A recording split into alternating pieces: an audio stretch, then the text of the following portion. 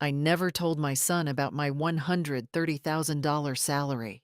When I said I couldn't pay for my doctor, he replied, "That's your problem. Figure it out yourself. I quietly changed my will." When he found out. Good day, dear listeners. It's Clara again. I'm glad you're here with me. Please like this video and listen to my story till the end, and let me know which city you're listening from. That way, I can see how far my story has traveled. My name is Margaret Holloway. Most people call me Peggy. I am 68 years old, and I spent 41 of those years as a senior accountant at a mid-size financial firm in Columbus, Ohio. I retired 3 years ago with a pension, a modest investment portfolio, and a salary history that peaked at $130,000 a year. I lived in the same house for 32 years, a cream-colored colonial on Birchwood Lane, with a garden my late husband Gerald planted the spring before his heart gave out. I had a good life, a quiet life, the kind of life you build brick by brick without anyone noticing until it's done. My son Derek is 43. He works in sales, medical equipment, the kind of job where the money is good when the quarters are good and miserable when they aren't.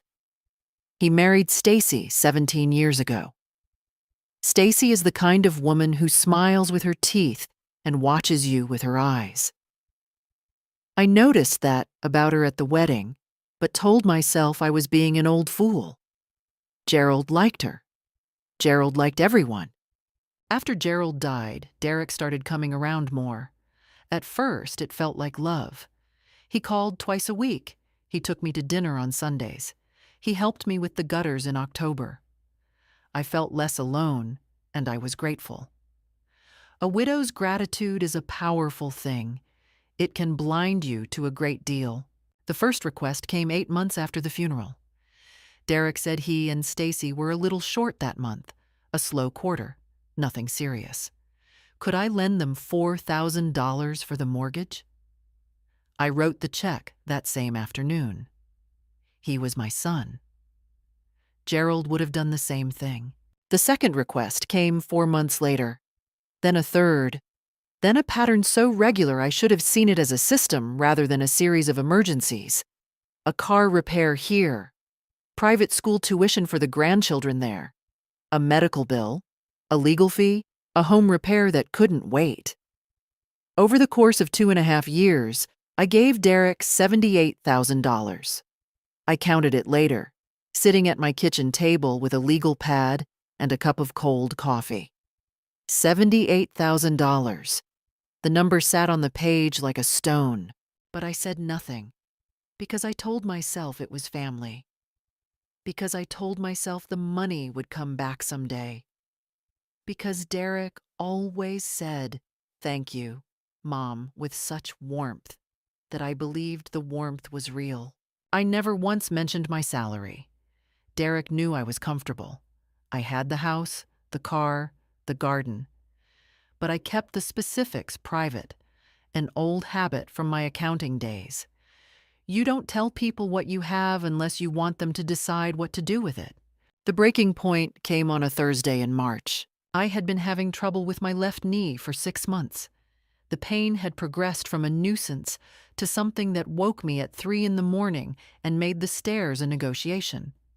My doctor referred me to an orthopedic specialist, and the specialist recommended a procedure, not surgery, but a series of injections and physical therapy, that my insurance covered only partially. The out-of-pocket cost was $2,200. I had the money. Of course I had the money. But I had also just transferred $6,500 to Derek 2 weeks earlier for what he called a gap in the business account. My savings buffer, which I kept deliberately modest so I wouldn't be tempted to overspend, had dipped lower than I liked. I decided to call Derek, not to ask for the money back, just to tell him what was happening. I think I wanted to hear his voice. I think I wanted him to say, "Mom, do you need anything?" He picked up on the third ring. I told him about the knee. about the specialist, about the $2,200. There was a pause on the line. Then Derek said, in a tone I had never heard from him before, flat, almost bored, "Mom, that's your problem. Figure it out yourself." And he hung up. I stood in my kitchen for a long time after that. The refrigerator hummed. Outside, a cardinal landed on Gerald's old bird feeder and was gone. I looked at the phone in my hand. I looked at the garden through the window, and something shifted inside me. Quietly, the way ice shifts before it breaks. I thought, when did my son become a stranger? And then I thought something colder, something more precise. How much of this did I build with my own hands? I did not cry that night. I had expected to. I had cried after Gerald died. Cried in the car on the way home from the funeral. Cried folding his shirts. But that Thursday evening, after Derek hung up, I sat at my kitchen table with the legal pad and the cold coffee. And I felt something different. Not grief. Something harder. I wrote down every transfer, every check, every Venmo payment and wire and cash envelope I had handed to my son over the past 31 months. I had the records. I was an accountant for 41 years. I kept everything. Bank statements, texts where Derek said he'd pay me back, a few email threads with Stacy that now read very differently in light of that phone call. The total was $78,400. I stared at the number until it stopped feeling like money and started feeling like a portrait. A portrait of my own willingness to believe what I wanted to believe. Then I made a second list. What I actually had, the house, paid off, worth approximately $310,000 in the current market. My pension, $3,200 a month. My investment accounts, $214,000, conservatively managed. My savings, $41,000, now lower than I liked because of the recent transfers. The car, the furniture, a small life insurance policy that had been sitting in a folder in the filing cabinet since Gerald and I took it out in 1994.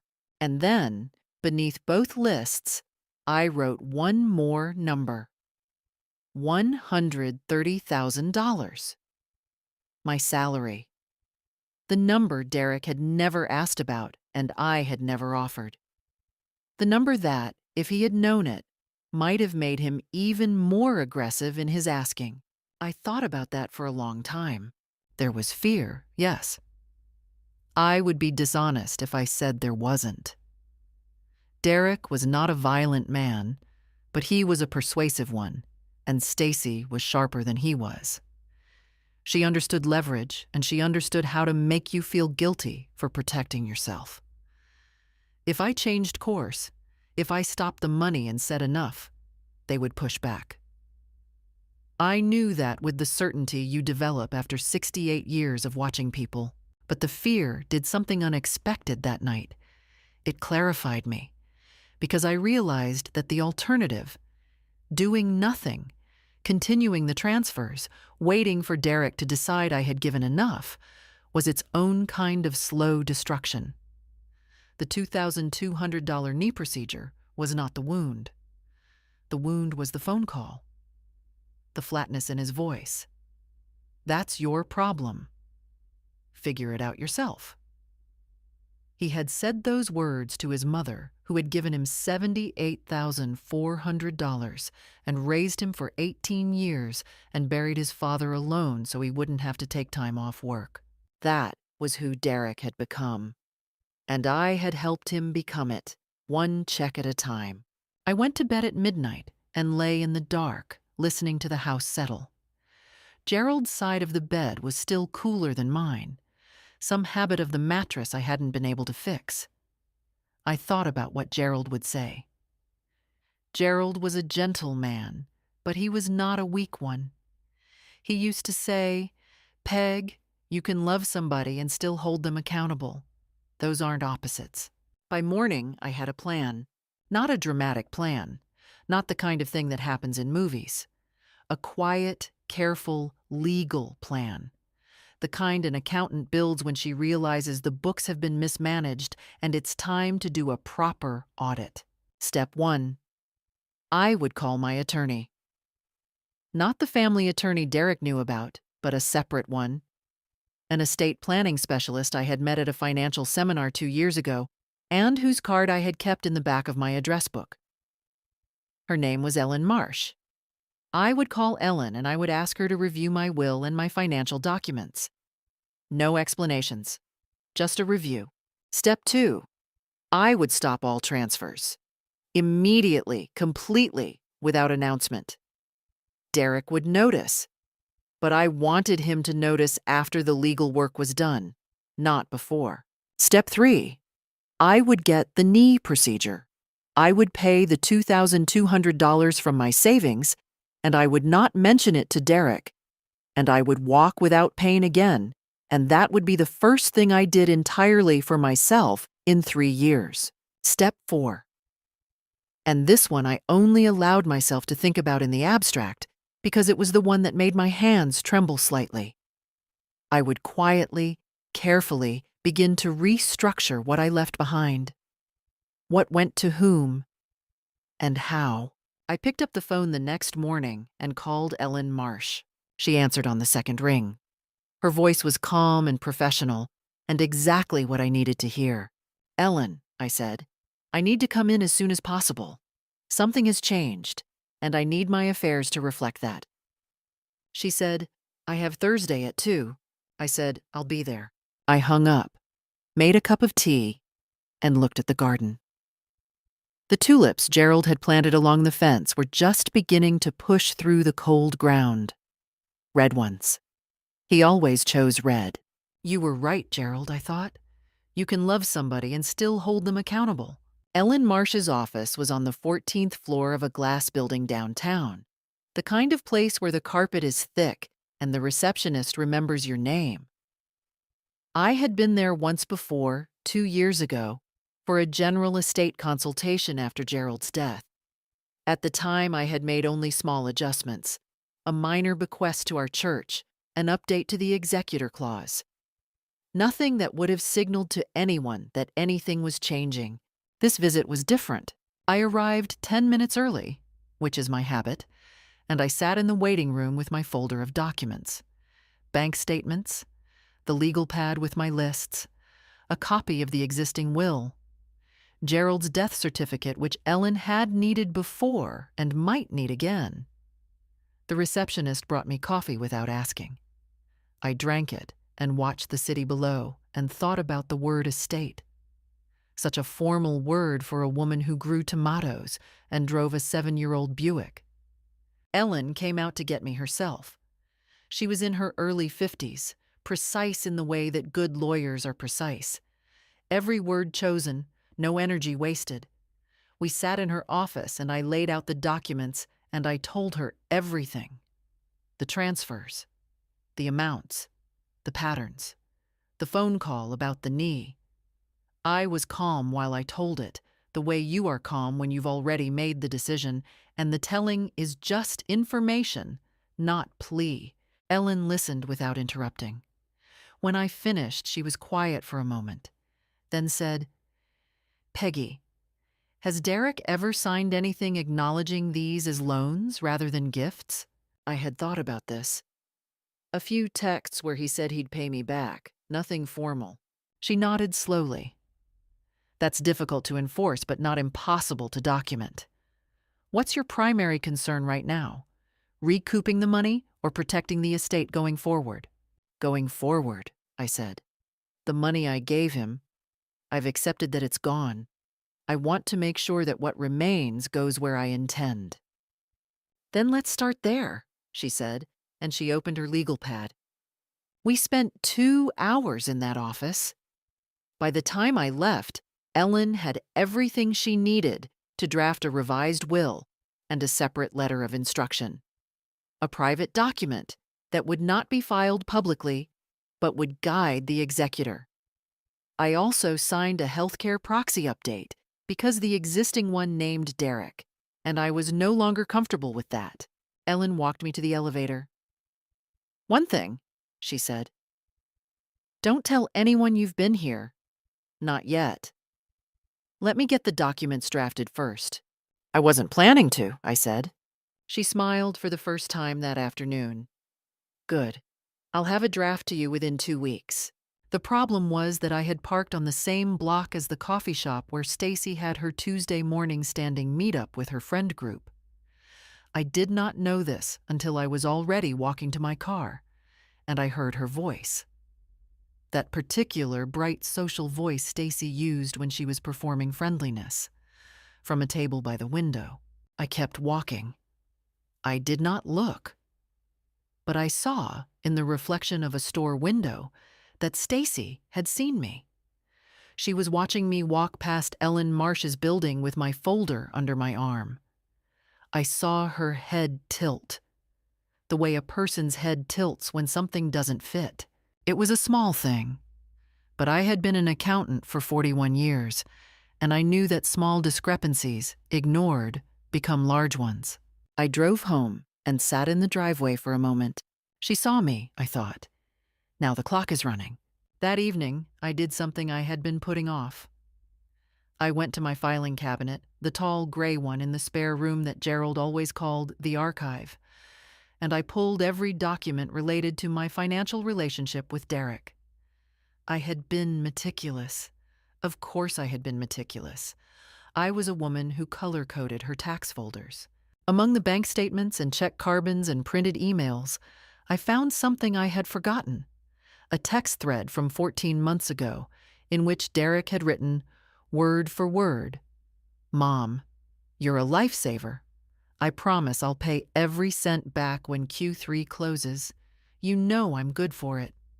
And beneath that, a screenshot I had taken without thinking. A screenshot of Stacy's text to Derek that had accidentally been sent to me instead of him. 6 words. 6 words that had landed in my inbox like a stone through glass. Did she say how much is left? I had read it at the time and told myself I was misreading the tone, that she meant something else, that I was being paranoid. I read it again now, in the quiet of the spare room 14 months later, with $78,400 on my legal pad. I was not misreading anything.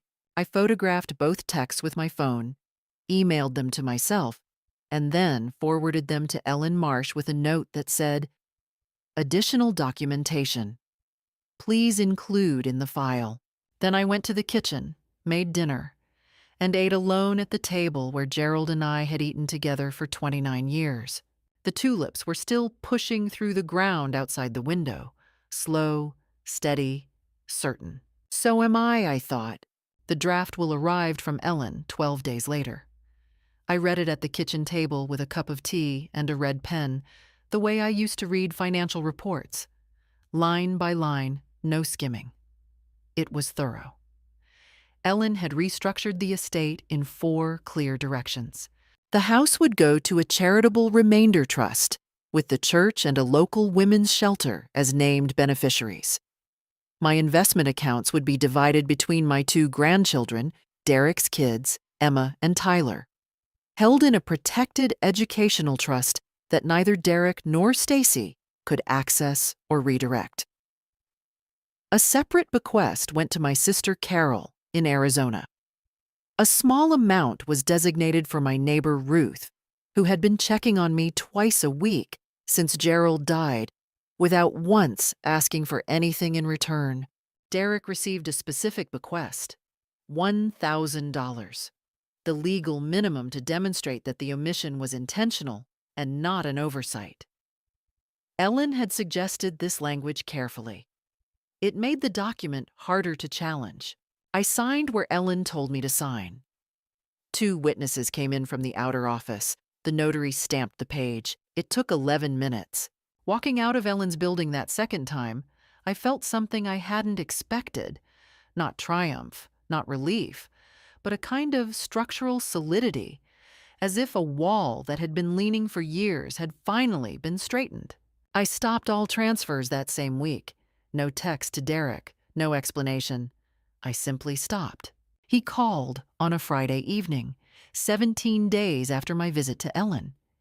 His voice had the careful warmth he used when he wanted something, that particular lightness that I now recognize the way you recognize a weather pattern that always precedes a storm. "Hey, Mom, haven't heard from you in a while. Everything okay?" "Everything's fine, Derek. I just wanted to check in. Stacy mentioned she thought she saw you downtown a couple weeks ago." "There it is," I thought. "I had some appointments," I said. "Everything okay with your health?" He paused. "The knee? Better," I said. "I took care of it." Another pause. Longer. "Listen, Mom, Q1 was rough. We're sitting on a gap in the household account, and the kids' school fees are due at the end of the month. I was hoping—" "Derek," I said, "I won't be able to help with that." The warmth in his voice dropped like a temperature gauge in January. "What do you mean?" "I mean I won't be helping financially. Not right now, not in the near future." Silence. Then, "Is this because of what I said? About the knee?" "This is about my financial situation," I said. "I need to be more careful. I'm sure you understand." He did not say I understand. He said, "Mom, I don't know what's going on with you, but this is not a good time to be playing games." And then he hung up. I sat with the phone in my lap and breathed. The cardinal was back on the feeder. I watched it for a while.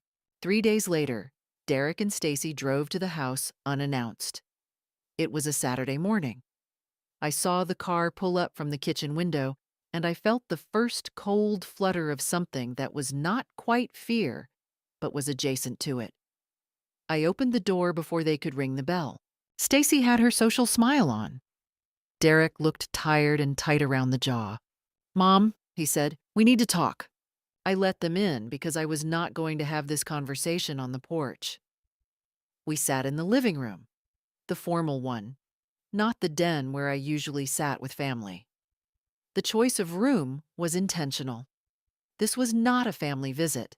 Derek said they had been talking, and they were concerned about me. Was I confused about my finances? Had someone been giving me advice? He asked the word advice the way you'd ask about a suspicious stranger.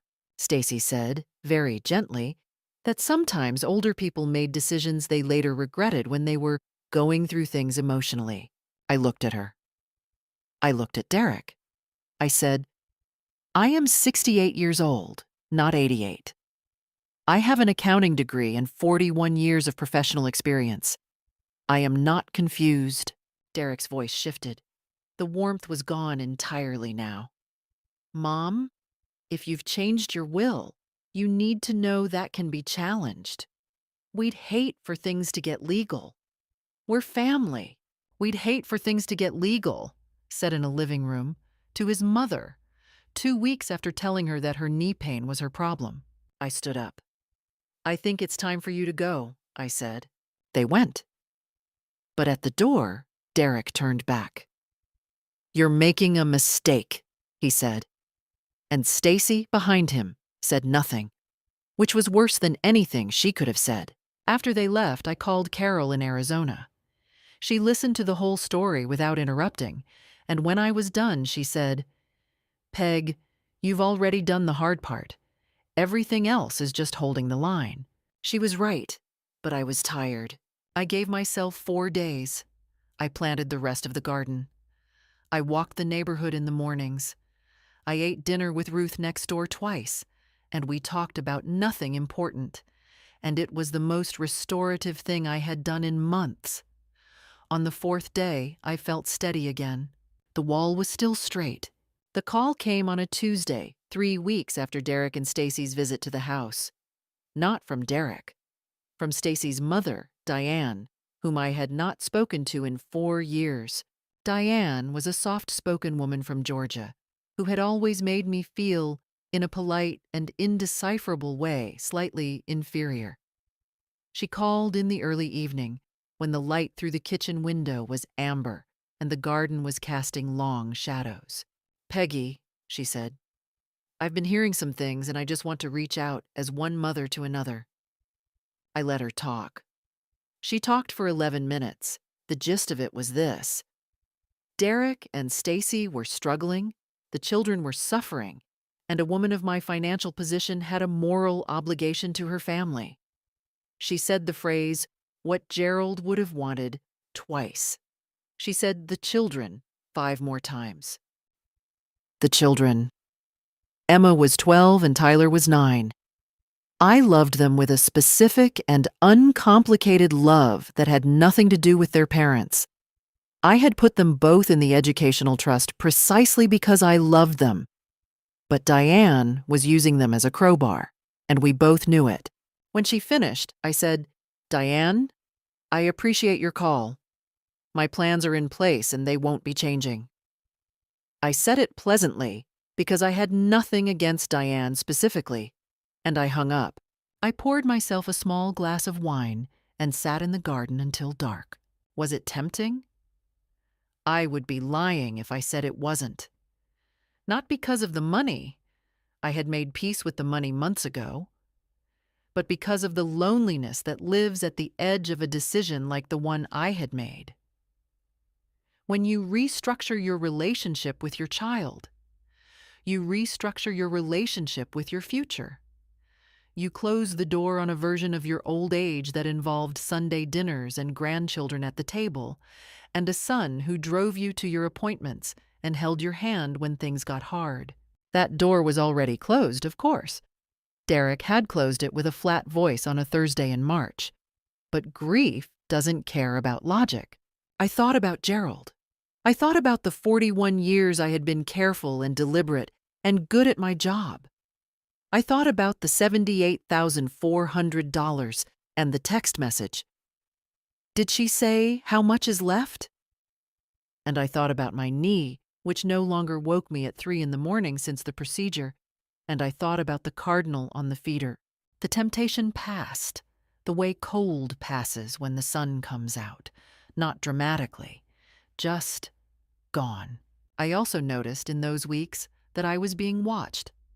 Not in any dramatic sense. No one was parked outside the house. But Derek left a comment on a Facebook post of mine for the first time in 2 years. Stacy texted a photo of the grandchildren with no message, which was not her habit. 2 of Derek's college friends, whom I had never spoken to independently, both happened to be in my neighborhood running errands, or so they said. They mentioned Derek, casually, sympathetically. I recognized the reconnaissance. I had seen it in business. When people know something is happening that affects them, they gather information. I gave them nothing. I was warm, pleasant, and completely opaque. But I also understood that I needed people in my corner who were not connected to Derek in any way. Ruth, my neighbor, already knew more than she let on. She had seen Derek's car at the house that Saturday and had texted afterward. "Everything okay?" Looked tense. I had said yes and changed the subject. Now I told her more. Not everything, but enough.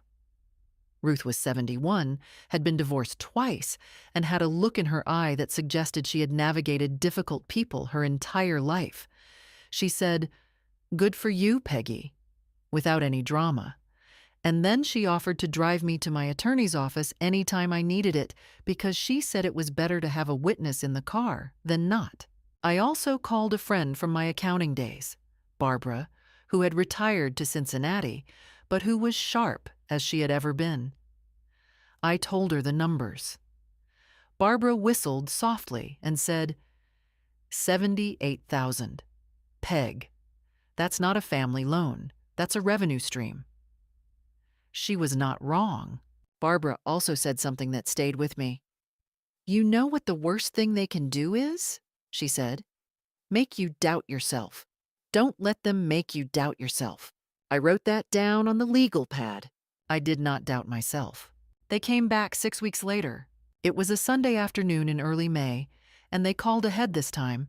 Derek, with his careful voice, asking if he could come by and, "Just talk, Mom, no pressure." I said yes, because I knew this conversation was coming and I wanted it done. I called Ruth before they arrived and told her what time they were expected. Ruth said she would be home and to call if I needed anything. I made a pot of coffee I did not intend to offer them, just to have something to do with my hands while I waited. Derek and Stacy arrived together, 7 minutes early.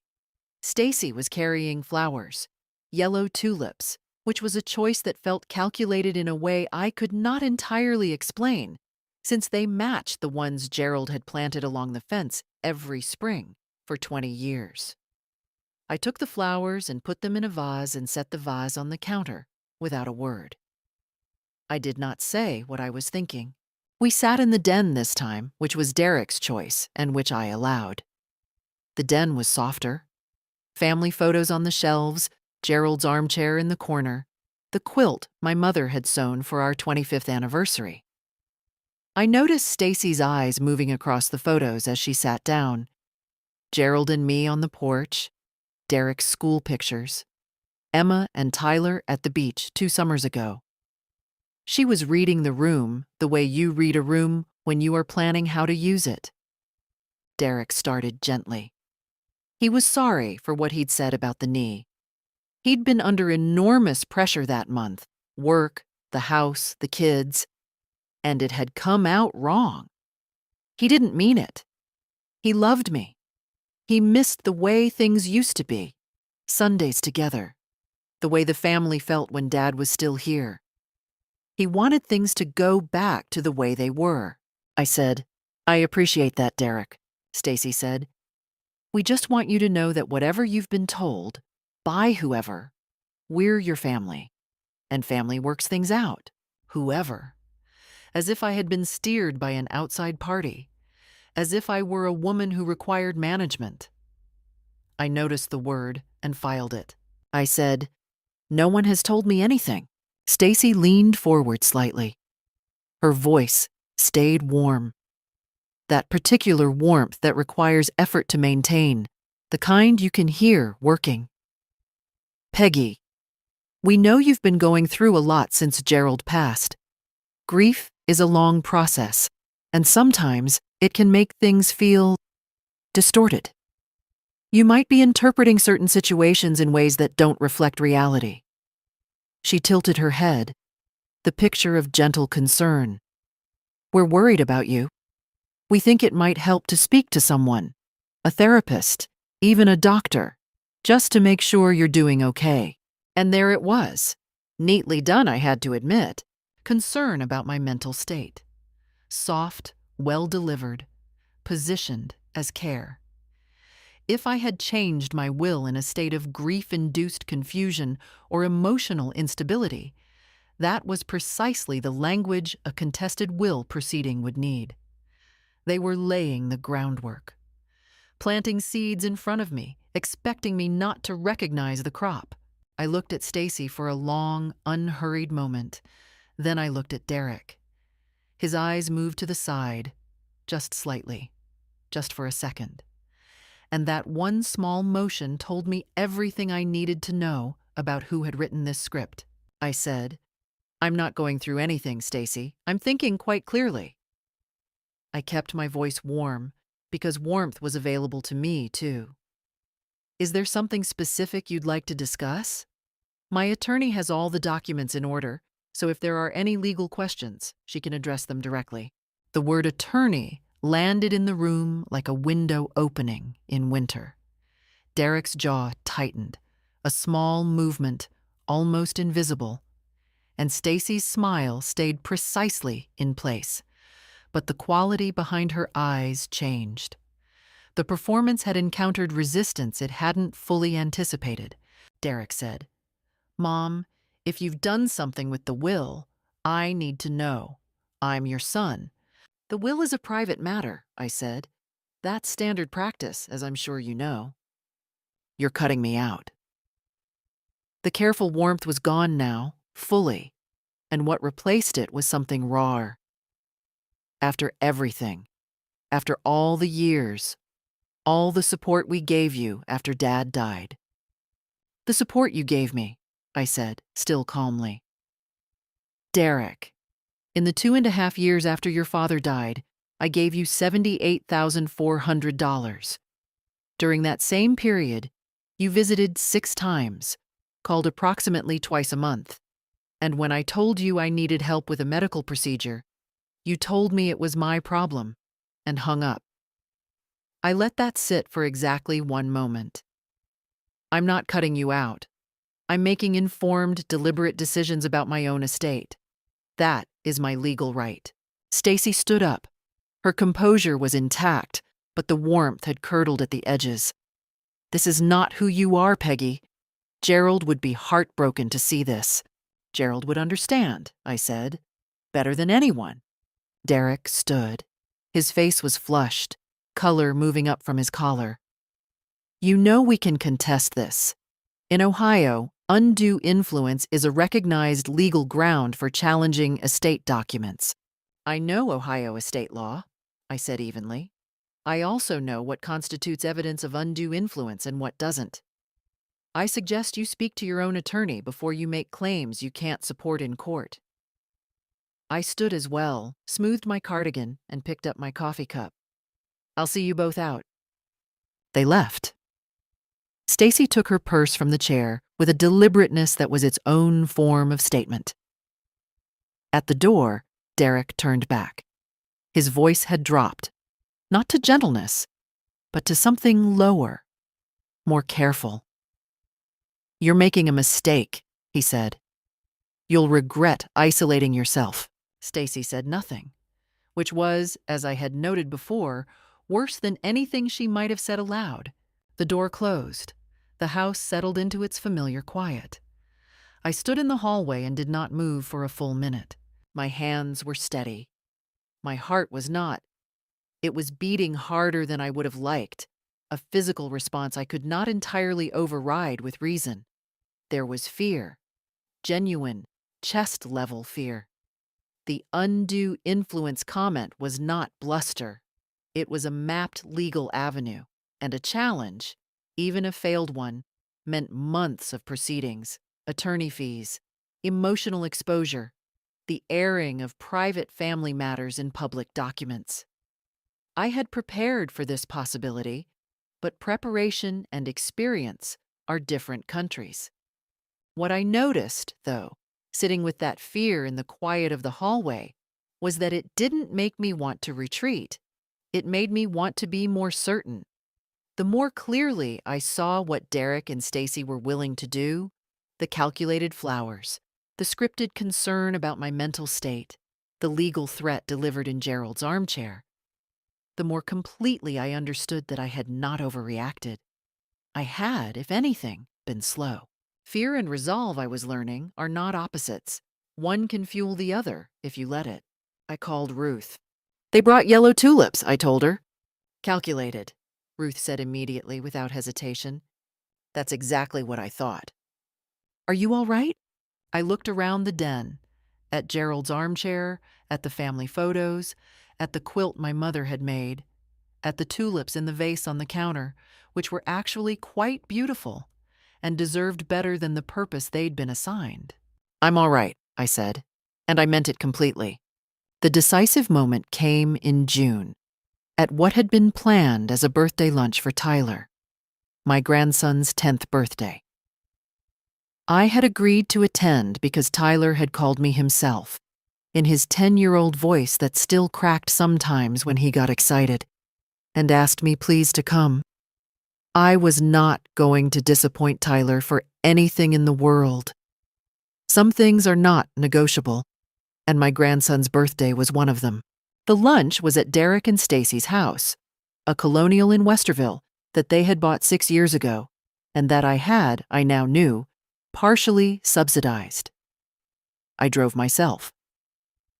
I told Ellen Marsh's office where I was going, and approximately when I expected to be home, which was perhaps excessive, but which felt like the right kind of thoroughness.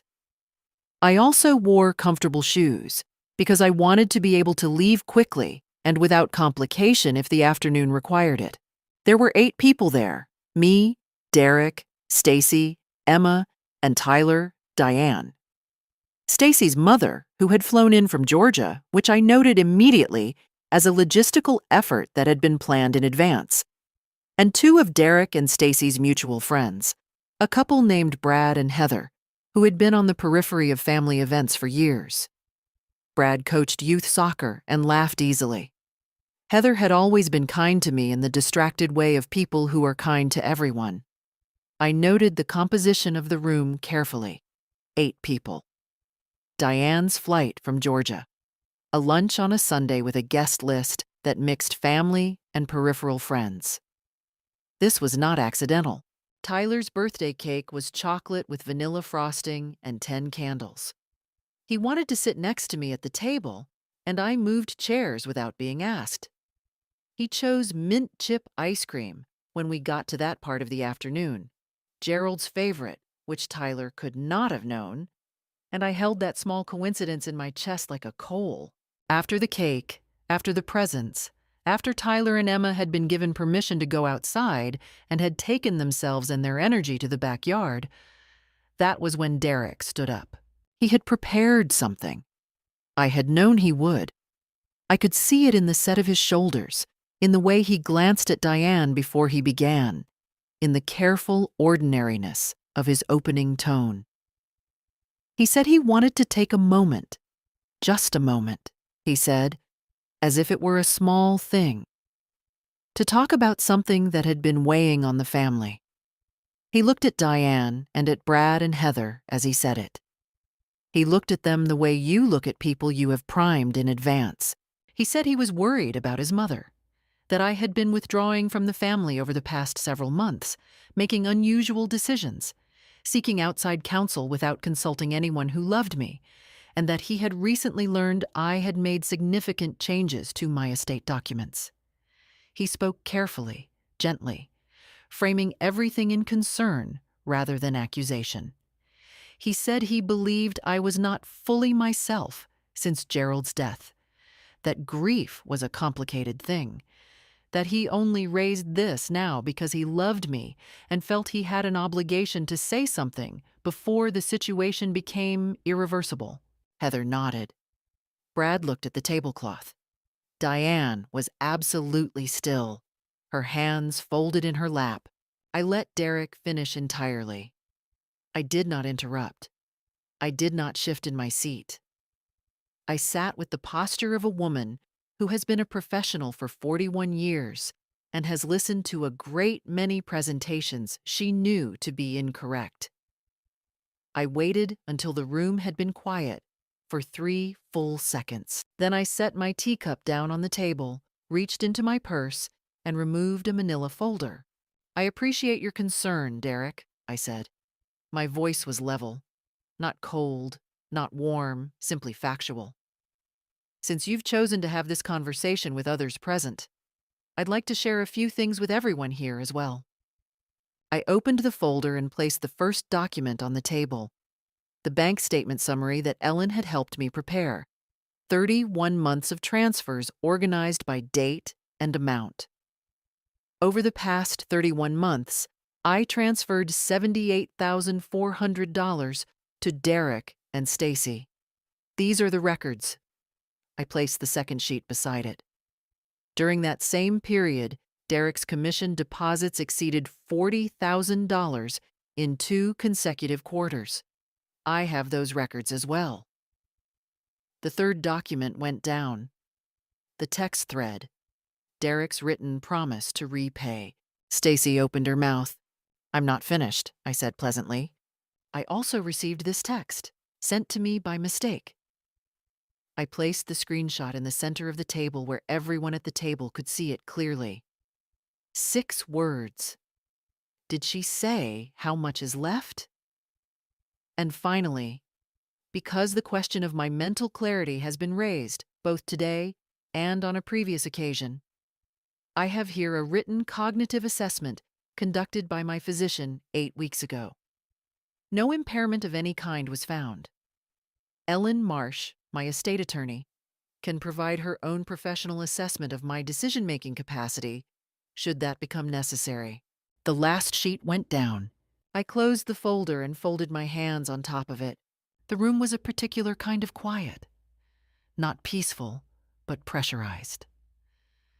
The kind of quiet that follows something that cannot be unsaid or unseen. Heather was looking at the screenshot. Brad was looking at Derek.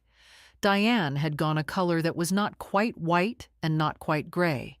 Stacy's smile, that durable professional smile, was still on her face, but it had become disconnected from the rest of her expression, like a picture frame left hanging on a wall after the painting has been taken down.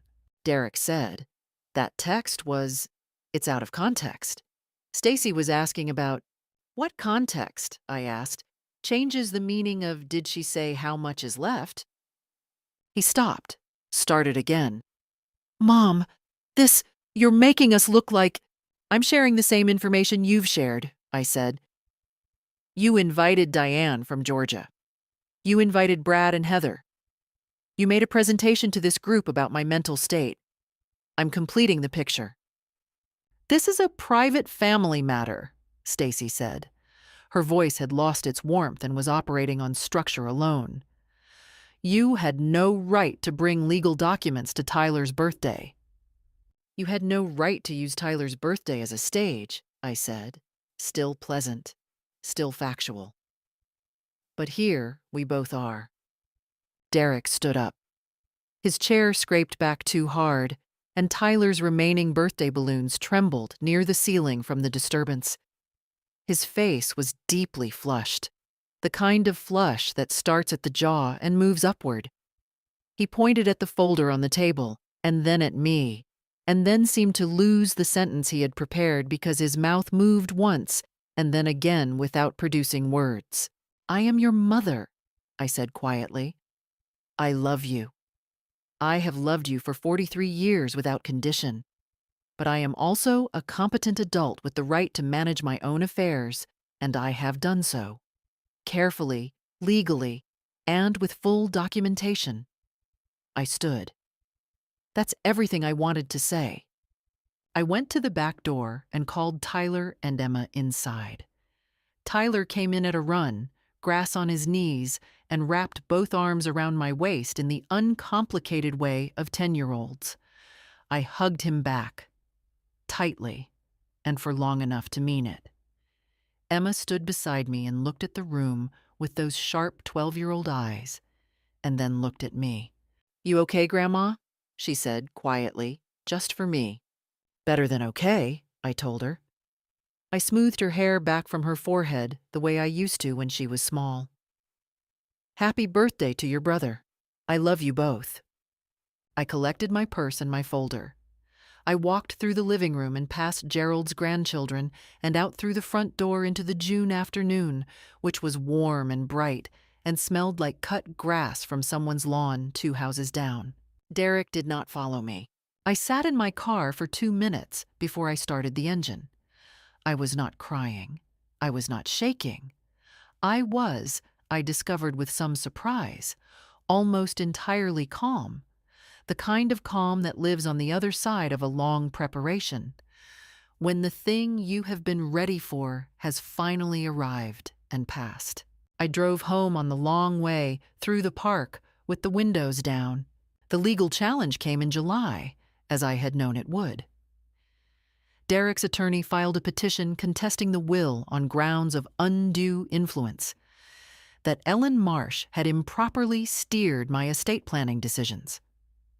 It was, from a technical standpoint, a weak filing. Ellen told me so directly when she called. "It's a long shot," she said.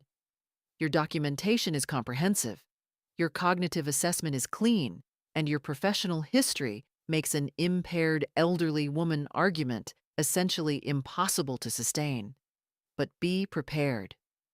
This will take time." "How long?" 6 to 9 months if they push it. More likely they'll see how the early filings land and reassess." I thanked her, put down the phone, and made a pot of tea. The formal, legal act of my son contesting my right to determine the fate of my own estate produced in me something I hadn't anticipated. Not anger, not grief. A clear, settled sadness. The way you feel looking at a room you've finally decided to repaint. Aware of what's been lost. Ready for what comes next. I called Carol. I called Barbara. I did not call Derek. The challenge was dismissed in October, 14 weeks from filing to decision. The judge's written opinion ran 2 pages. The central finding: the record reflects a legally competent individual exercising deliberate and well-documented estate planning decisions in response to specific, verifiable interpersonal events. No evidence of undue influence was presented. Ellen had that sentence framed and sent it by courier. I put it in Gerald's filing cabinet in a folder labeled simply "Done." Derek's attorney had charged $23,000 for 14 weeks of work that produced a 2-page dismissal.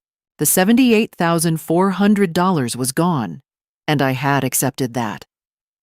The civil recovery path was narrow. Insufficient documentation of formal loans, litigation costs that would likely consume any recovery. I wrote it off in my personal ledger as a closed transaction. Money spent. Lesson complete. Non-recurring. Some losses are the cost of information you needed and now have. What held, precisely and completely, was the educational trust for Emma and Tyler. 4 years of college for each of them, held by Barbara as trustee, dispersible directly to the institution upon enrollment. Derek and Stacy had no access, no standing, no pathway through it. Barbara sent me quarterly confirmations, which I kept in a folder behind "Done," labeled "Growing." I began calling Emma and Tyler directly. Emma called Tuesday evenings and wanted to talk about books and marine biology documentaries. Tyler called weekend mornings, slightly out of breath from practice, narrating games in fragments. Neither mentioned their parents. I did not ask. That was not our relationship, and I kept it what it was: a grandmother and her grandchildren calling because they wanted to. I sent Carol a generous check in November, ahead of the will, simply because she had listened on that first Thursday night without once saying "I told you so," which is the rarest form of love. The house on Birchwood Lane remained mine. The garden was in its late autumn state, beds cleared, tulip bulbs tucked in for winter, rose canes tied back against the fence. Every year the red tulips returned without particular encouragement. Gerald had planted them the first spring after we moved in. Some things, once rooted properly, simply persist. I walked through the garden every morning with my coffee. No cane, no pain, no weight of something carried too long without noticing how heavy it had become. The books balanced, the wall was straight. Derek had a lawyer's invoice to pay, and I had a garden, a sister in Arizona, a neighbor who drove me places, and grandchildren who called on their own. That was enough. That was exactly enough. The following year was, without exaggeration, the best year I had lived since Gerald was alive. In September, I signed up for a watercolor class at the Community Arts Center, something I had wanted to do for 15 years and had always deferred because there was always someone else's need crowding the calendar. The instructor was a retired teacher named Frank, who had white hair and strong opinions about color theory and made the best coffee in any room he occupied. I was not particularly talented, but I was present, and I was pleased, and it turned out that was enough. In November, Ruth and I drove to Cincinnati for a long weekend to visit Barbara. We stayed in a hotel with a rooftop restaurant and talked until midnight 2 nights in a row. Barbara said I looked 10 years younger. Ruth said that was because I'd stopped carrying someone else's weight. They were both right in their different ways. I started walking every morning. Not for exercise specifically, but because I wanted to be outside, moving through the neighborhood with my own thoughts and no particular agenda. The knee was fine. The mornings were fine. There is a particular quality to happiness that you have earned through difficulty. It is quieter than the happiness of youth, but considerably more stable. It does not require anything to sustain it. It simply is. Emma came to stay for a week in July.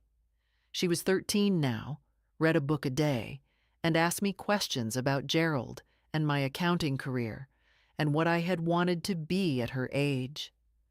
I told her I'd wanted to be a journalist and that I'd found numbers were their own kind of story. She thought about this, then said she wanted to be a marine biologist and a pastry chef simultaneously. I don't see why not, I said, and I meant it. Tyler came for Thanksgiving. He was growing fast and ate everything. He spent 2 hours playing catch in the backyard with Frank, who had become a quiet, steady presence in my life that I was examining gently and without pressure before dinner. Derek and Stacy's year was a different story. The legal fees for the failed will contest came to $23,000, borrowed from Stacy's brother, who wanted it back. Derek's sales numbers continued to decline, and in March he was placed on a performance improvement plan at work. In June, Stacy's part-time bookkeeping income was reduced when the business downsized. I heard these things the way you hear distant weather. Noted, not ignored, not dwelled upon. I felt no pleasure in their difficulties. Watching your child struggle, even one who had hurt you, is sad. It remains sad regardless of what led there. That was a low note beneath the better music of that year, and I did not pretend otherwise. But I did not rescue them. That was the line I held, and it was the right line, because no rescue would have addressed the actual problem, which was not a bad quarter or legal bills, but a pattern of behavior that only real consequences could interrupt. Whether it would change, I genuinely did not know. That was between Derek and his own conscience. In September, I heard Derek and Stacy had begun seeing a couples counselor. I chose to view this as a hopeful sign. Diane sent me a Christmas card in December. No mention of yellow tulips or moral obligation. Just thinking of you. Take care of yourself, Peggy. I sent one back. You too, Diane. I meant it. I was not carrying anything that wasn't mine to carry. Frank gave me a small painting for Christmas. A winter garden, blue-gray light, red tulips standing in snow. He had painted it from memory, from a description I'd once given in class of Gerald's garden in January, how the tulips always came back no matter how cold it got. I hung it in the kitchen, where the morning light found it first. I learned 2 things. Love is not the same as surrender. You can love someone completely and still hold them accountable. Those have never been opposites. Keep your own records. Your financial life is your business, an accountant's habit that turned out to be a life habit. If someone had taken $78,400 from you, dismissed your suffering, and then questioned your mind in your own home, what would you have done? Leave a comment. I'd genuinely like to know. Share this if it reached you. Someone you know may need to hear it. Thank you for staying with Peggy. Gerald would have liked you.